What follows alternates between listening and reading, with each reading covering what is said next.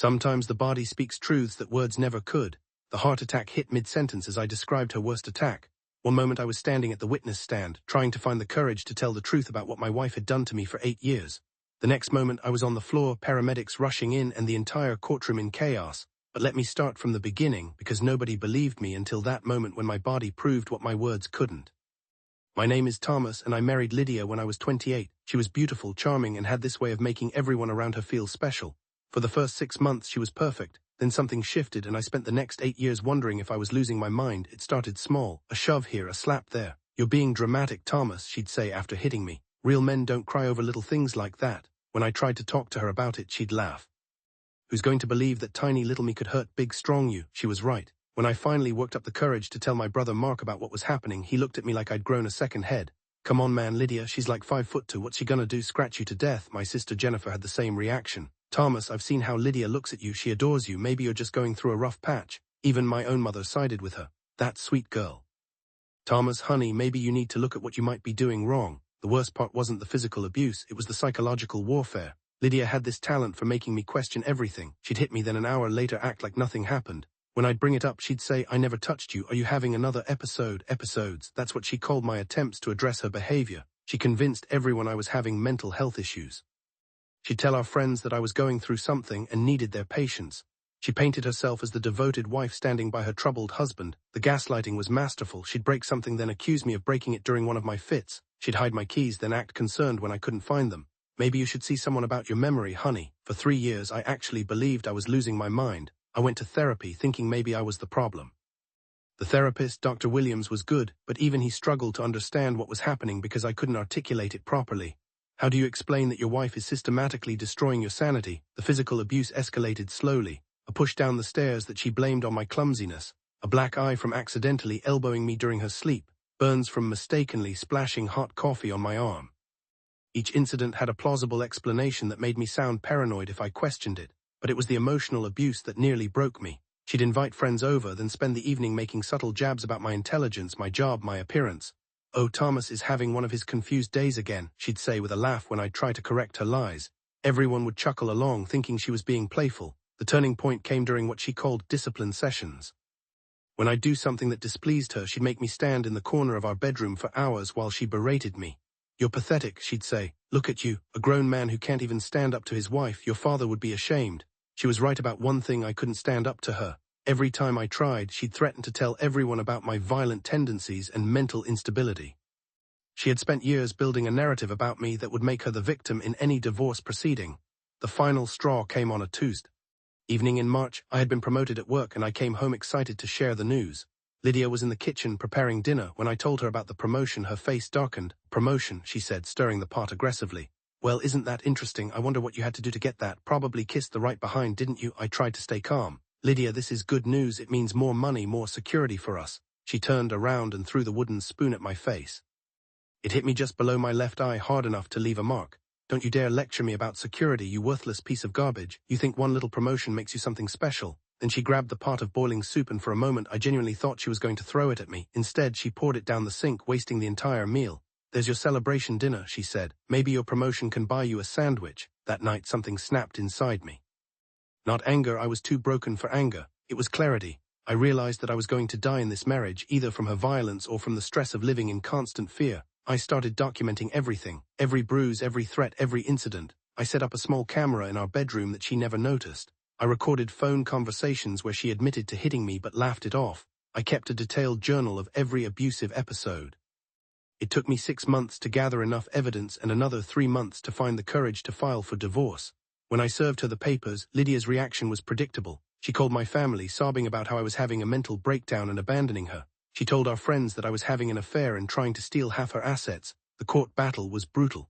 Lydia hired an aggressive attorney who painted me as an unstable man trying to manipulate the system.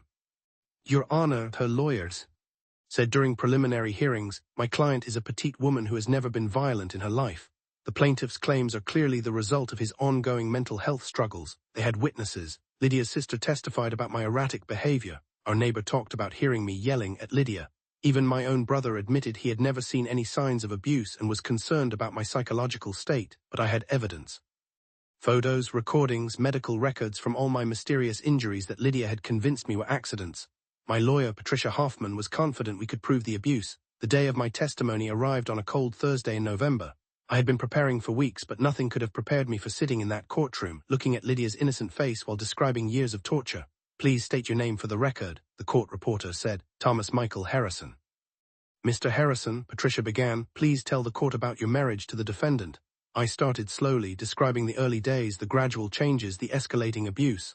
Lydia sat at the defendant's table, occasionally shaking her head sadly, playing the role of the bewildered wife perfectly. "Can you describe the incident from March 15th of this year?" Patricia asked.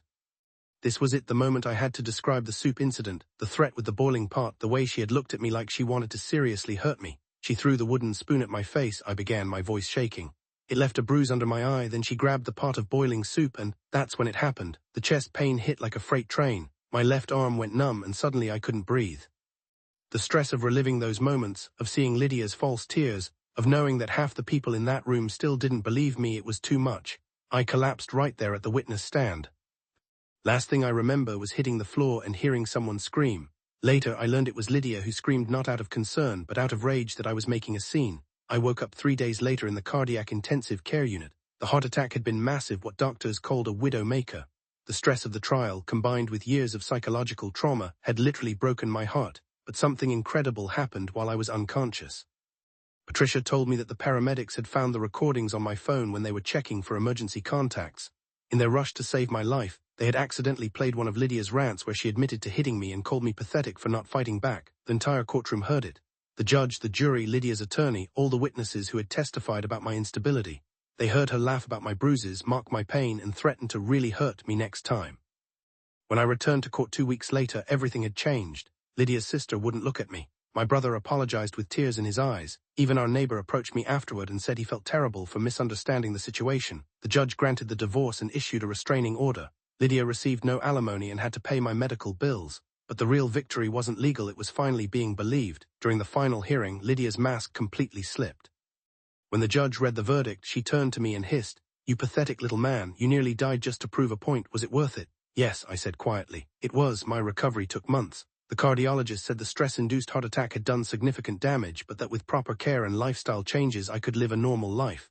The therapist I started seeing specialized in male domestic abuse victims apparently were more common than people think. The hardest part wasn't physical recovery, it was learning to trust my own perceptions again. After years of being told I was crazy, paranoid, and unstable, it took time to believe that my experiences were real and valid. I started attending a support group for male abuse survivors. Hearing other men tell similar stories, the disbelief from family and friends, the assumption that men can't be victims, the shame of admitting weakness helped me understand that I wasn't alone. 6 months after the divorce was finalized, I received an unexpected call from Lydia's sister, Amanda. She was crying when I answered. "Thomas," she said, "I owe you the biggest apology of my life. Lydia, she's dating someone new. Yesterday I saw her hit him. I saw her do exactly what she did to you, and I realized, God, Thomas, I'm so sorry. We all failed you."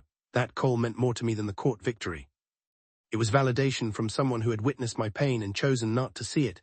Today I'm remarried to a wonderful woman named Claire who understands my history and supports my healing. We met in group therapy. She was recovering from her own abusive relationship. Sometimes the best connections come from shared understanding of pain. I still have heart problems. The cardiologist says stress will always be a risk factor for me now. But I also have something I didn't have before. People who believe me, support me, and understand that abuse doesn't discriminate based on gender. The irony isn't lost on me that my heart had to literally break in public before anyone would acknowledge that it had been breaking in private for years. But sometimes that's what it takes, a dramatic moment that forces people to confront uncomfortable truths they'd rather ignore. My near-death experience taught me something important. Your body keeps score of trauma even when your mind tries to rationalize it away. Those stress headaches, the insomnia, the constant anxiety, they weren't signs of mental weakness. They were my body's way of trying to protect me from a dangerous situation.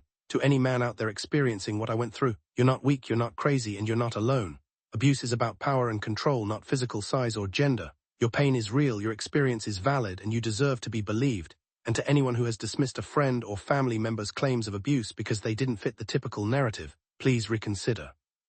Sometimes the strongest people are the ones who suffer in silence, and sometimes the most charming people are the most dangerous behind closed doors.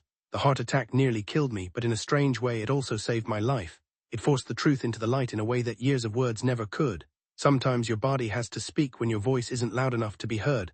The truth has its own heartbeat, and sometimes it takes a crisis to make people finally listen.